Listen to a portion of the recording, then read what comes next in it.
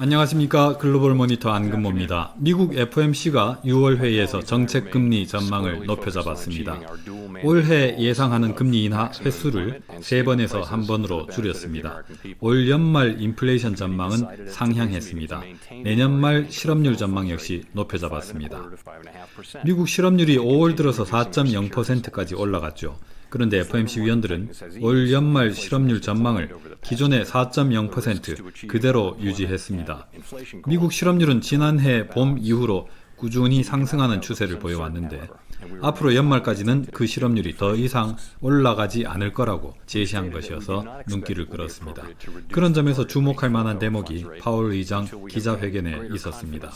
파월 의장은 노동시장이 한번 나빠지기 시작하면 아주 빠르게 속도를 내는 특성이 있다면서 선제적 대응 방침을 밝혔습니다. 저희 콘텐츠 중에서 3의 법칙을 다룬 적이 있죠. 이런 내용입니다. 최근 3개월 동안 미국의 평균 실업률이 앞선 1년 동안의 저점에 비해서 0.5%포인트 상승해 있다면 미국 경제는 리세션에 빠진 것이 분명하다라고 진단하는 겁니다. 노동시장이 한번 나빠지기 시작하면 빠른 속도로 악화한다고 한 파월 의장의 설명이 바로 이 3의 법칙에 내재된 원리입니다. 실업률이 1년 사이에 0.5%포인트 넘게 오르는 정도로 관성이 붙어 있다면 정책 대응으로 침체를 막기에는 이미 너무 늦었다는 겁니다.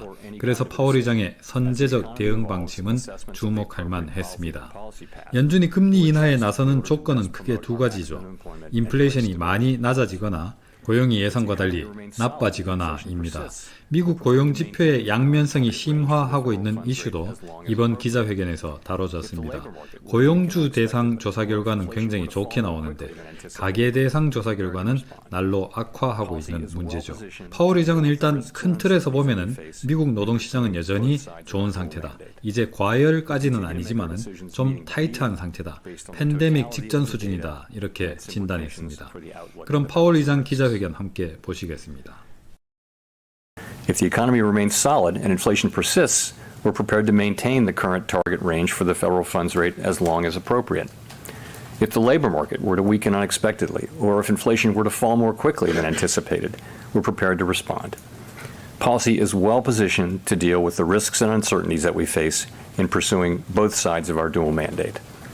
We'll continue to make our decisions meeting by meeting, based on the totality of the data and its implications for the outlook and the balance of risks. Thank you, and I look forward to your questions. You've mentioned that an unexpected weakening in the labor market would bring rate cuts sooner, and I was just wondering, can you talk a little bit about what that would look like? Is it more of like a quicker pace of people losing jobs? Is it more the level of the unemployment rate if it were to start to go above 4.2 or something like that? You know, when I say unexpectedly, the first thing is more than kind of is in our forecast or in common forecasts. So something more than that.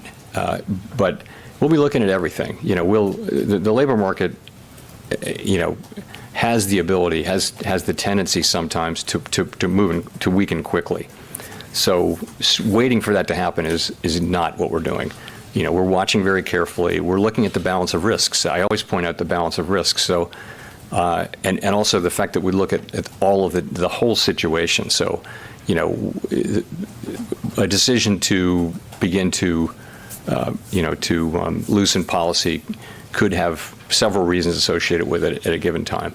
But I would just, we monitor all the labor market data, and if we saw troubling weakening more than expected, then that would be something we'd consider responding to. But we look at the broader context of what's going on too. So something like negative payroll numbers would be. I'm not going to. I mean, I can think of things many things would make it on that list, but I don't think I'll utter them here.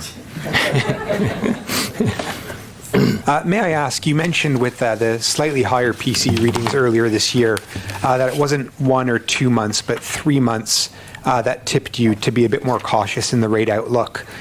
Should we take from that it looks like May will be quite good for PC as it was for CPI? Does that imply that kind of 2 more good months would reinstill the confidence that rate cuts could be coming sooner than you currently project? You know, I don't actually have that kind of mechanical thing in my thinking. I get as many good ones as we had bad ones, but no, it's not like that. It's the whole, it's going to be the totality of the data. The labor market data, the growth data. In terms of inflation, you'd want to see real progress that builds your confidence that we are on a path down to 2%. And I don't want to try to give you specific numbers of things because that points to dates, and I just don't think we're not at a point of being able to do that. Do you need to be ahead of a weakening in the labor market? Otherwise, is it too late, given that the labor market is a lagging indicator, right, when you look at the monthly jobs data? Yeah, we completely understand that that's the risk, and that's not our plan, is to wait for things to break and then try to fix them. We're trying to balance these two goals in a way that is consistent with our framework, and we think we're doing that.